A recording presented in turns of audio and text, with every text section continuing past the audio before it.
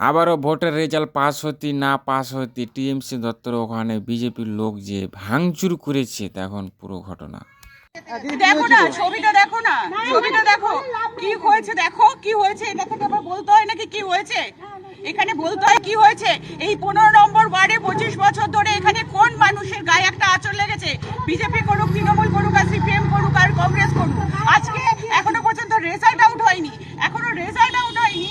তার মধ্যে এইরকম নক্করজনক ঘটনা, এরকম দুষ্কৃতকারীরা যারা যদি বিজেপি করছে আর তাদেরকে পুলিশ এবং এখানে কোথায় গেছে আমাদের ইলেকশন কমিশন অফ ইন্ডিয়া, কোথায় কোথায় আপনাদের সমস্ত সিআরপিএফরা যারা সেদিনকে ভোটের পরে আমাদের বার করে দিয়ে সিল করছিল ঘর, তারা কোথায়? এখান থেকে ঘুরে বেড়াচ্ছে। কি অ্যাকশন দিয়েছে তাদের এগেইনস্টে? কি অ্যাকশন দিয়েছে? এখানে অভিযোগ করছেন বিজেপি, ভারতীয় জনতা পার্টি করেছে এই সমস্ত।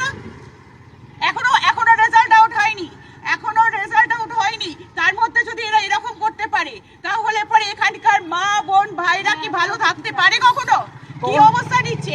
জাস্ট আমি তো 5 মিনিট আগে এখান দিয়ে গেছি, তখন আমি এখান দিয়ে গেছি, আমার একটা ফোন এসছে আমাদের সহকর্মীদের বাড়িতে গিয়ে ওখানে লাথি মারছে, চিৎকার করছে, নোংরা ভাষায় গালিগালাজ করছে।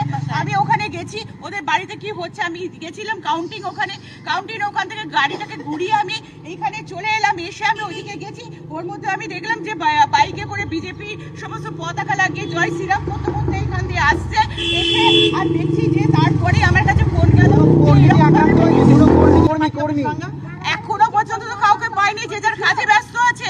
এরা যদি এই এগেইনস্টে যদি আমাদের যারা অমিত শাহ থেকে শুরু করে, মোদিজি থেকে শুরু করে, অমিত শাহজি থেকে শুরু করে, আমাদের পুলিশ প্রশাসন থেকে শুরু করে, সিআরপিএফ থেকে শুরু করে যদি পাড়ায় পাড়ায় এই তাণ্ডব করে, তাহলে পরে আগামী দিনে আমরা কিভাবে থাকবো এই বাংলায়?